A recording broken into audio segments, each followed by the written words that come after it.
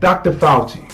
So here's a picture of Dr. Fauci, right? Everyone has been talking about Dr. Fauci, Dr. Fauci, and Dr. Fauci is the person that should definitely be listened to because he knows what's happening more than anyone else. Well, guess what, people?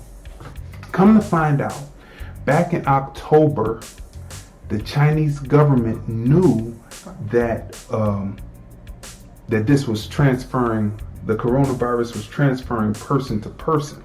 Right? You don't have to take my word for it. Just do the research. All you have to do is just Google. You have a computer in your hand. All you have to do is Google, and some of the less than intelligible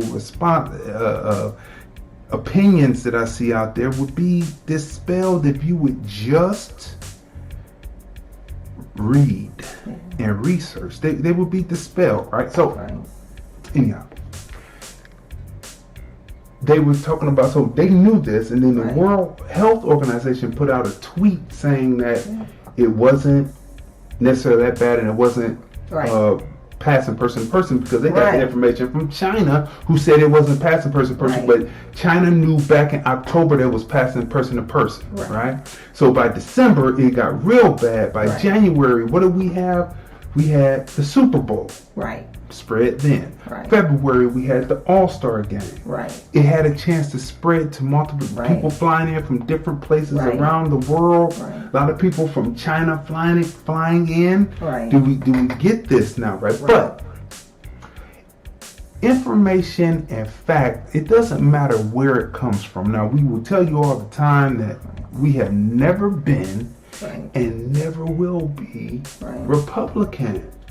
Never voted Republican. Always been Democrat. However, the talking heads on the television right now on the different channels are not telling you the truth. And it is sad to say that MSNBC, full of talking heads, CNN, full of talking heads. It was this one talking head that was over on the weekend. Black guy. They just hired in. It's like Chris Matthews went out, they brought a black guy in. Cool, that's reverse. That's okay. But this guy, Trump had just come from off of television saying that the hydrochloroquine, that's right, hydrochloroquine, a lot of patients who have lupus use that, and they seem to not be getting symptoms of the coronavirus. Now, we've talked about this, and I wrote a piece on my page on a certain social media site that doesn't want to be advertised because they said they don't need advertising, so we're not going to mention it here, but it's there, and you're seeing us here as well as YouTube, right? You're seeing us there as well as YouTube.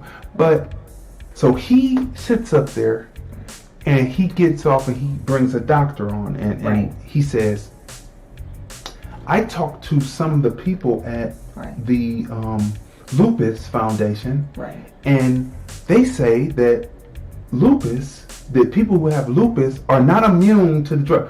That's not what Trump said. That's not what he said. See, when you're home, like we said last week, and you're able to actually sit and actually watch the press conferences because you want to stay up on this COVID-19, right? So when you're sitting down and you're actually watching the press conference and you compare it to what the reporters who are, some of them are talking heads, right? And this particular one that you're talking about is completely a talking head because he did not report what had just been reported by the doctors. They say listen to the doctors and scientists, right? So we're listening, we're watching, and he's saying the total opposite, and he's turned it into like sensational news instead of bringing the real news. So you have to, like, bits and pieces. We talked about the other day how we'll learn a little bit from CNN, we'll learn, you learn a little bit from Fox. But I haven't learned anything from MSNBC, which is so disappointing. By October, the Chinese knew. Right. In November, the the World Health Organization put out a tweet that said this was not threatening to America, it was not spreading. Right. Then Dr. Fauci comes out in January, and this is what Dr. Fauci says in January, and we're getting ready to play this right now. Bottom line, we don't have to worry about this one, right? Well, obviously you need to take it seriously and do the kinds of things that the CDC and the Department of Homeland Security are doing. But this is not a major threat for the people in the United States, and this is not something that the citizens of the United States right now should be worried about. We are in a pandemic, people. And what's interesting about the pandemic is people do not research and go back and just look at 100 years ago and say, hey, what was happening 100 years ago? All you have to do is just Google how long, because you have a computer in your hand. You see, this is a computer in your hand, right? And you can Google how long did the 1917, 1918 pandemic last, right? When stockpiles happen, isn't that when leaks happen? And then when leaks happen, then there becomes a shortage. And this is where Mad Max and Mad Max 2 comes in. Right. Mad Max 1 is 3 weeks ago. Or let's go back as I tell this story. Mad Max is 2017. We have a new president in office, and there has been an uptick in Aryan Nation violence.